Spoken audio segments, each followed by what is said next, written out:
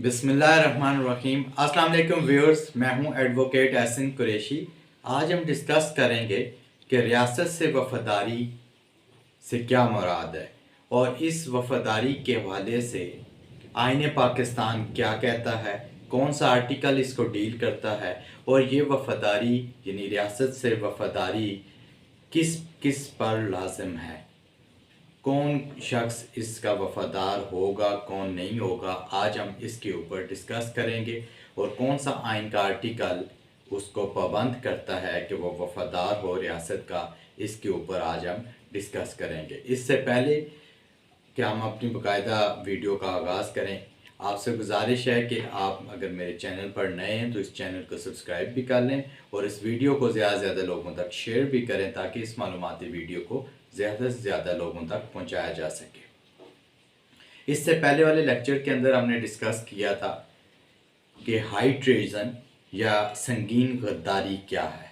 उसके ऊपर detail lecture एक रिकॉर्ड किया। उसको आप प्ले लिस्ट के अंदर जाकर जो कॉन्स्टिट्यूशन के लेक्चर्स हैं प्ले लिस्ट में, उसके अंदर उस लेक्चर को हाई ट्रेजन को सुना जा सकता है और उसको देखा जा सकता है। आज हम रियासत से वफादारी के हवाले से डिस्कस करेंगे, जिनके लॉयल्टी टू द स्टेट। आइन का जो आर्टिकल 5 है वो रियासत से वफादारी के मतलब है। आइन पाकिस्तान का आर्टिकल 5, उसके 2 सब आर्टिकल्स हैं, उनको 1 बाय 1 डिस्कस कर लेते हैं। आर्टिकल 5 सब आर्टिकल 1 के अंदर ये लिखा गया है कि हर शहरी का ये बुनियादी फ़र्ज़ है, ये बुनियादी ज़िम्मेदारी है कि वो रियासत का वफ़ादार हो। यानी कि हर शख्स पर जो पाकिस्तानी शहरी है उस पर ये लाजम है कि वो रियासत पाकिस्तान का वफ़ादार हो। यह इनके आर्टिकल 5 सब आर्टिकल 1 के अंदर लिखा गया है। यानी कि रियासत से वफ़ादारी बुनियादी ज़िम्मेदारी करार पाई है आइन पाकिस्तान के आर्टिकल 5 सब आर्टिकल 1 के तहत। सब आर्टिकल 2 जो 5 का 2 है उसके अंदर 2 बातें लिखी गई हैं। उसके अंदर ये लिखा गया है सब आर्टिकल 2 के अंदर कि हर वो शहरी जो पाकिस्तान में रहता है, हर वो शख्स जो पाकिस्तान का शहरी है और यहाँ मुकीम है, उसका ये बुनियादी फ़र्ज़ है कि वो आइन पाकिस्तान और कानून पाकिस्तान के ताबे रहे। यानी कि आइन पाकिस्तान का भी फर्माबरदार हो और पाकिस्तान के अंदर जितने भी कवानीन हैं उनका भी वो फर्माबरदार हो, उनका ताबे हो, उनकी पासदारी करे। ये हर शहरी पर, हर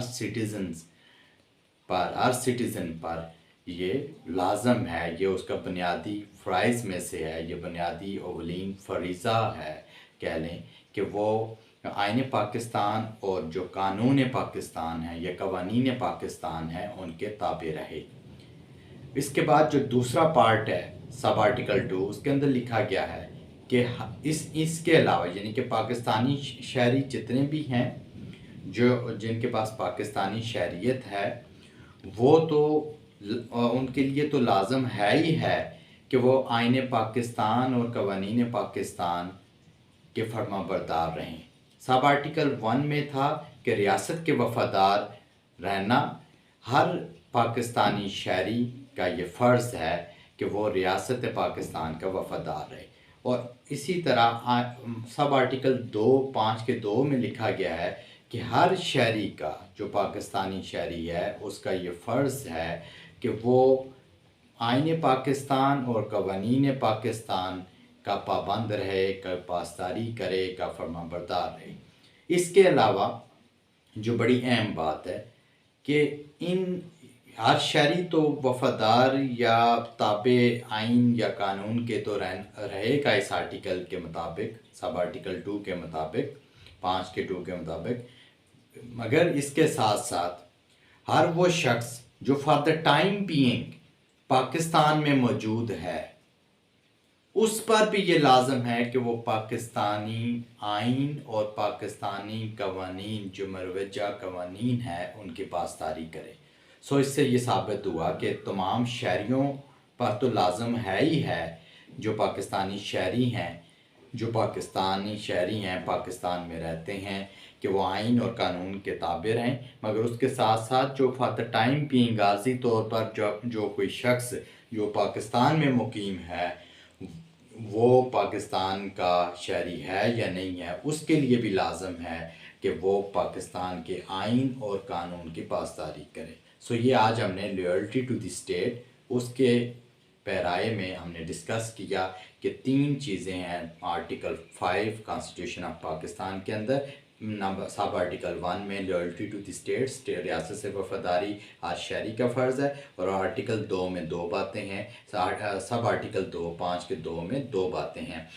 एक कि तमाम शहरियों का ये फ़र्ज़ है कि वो आइन और कानून के ताबे रहें, और उसके जो आर्जी तौर पर पाकिस्तान में मुकीम है वो आइन और कानून के पाबंद रहें।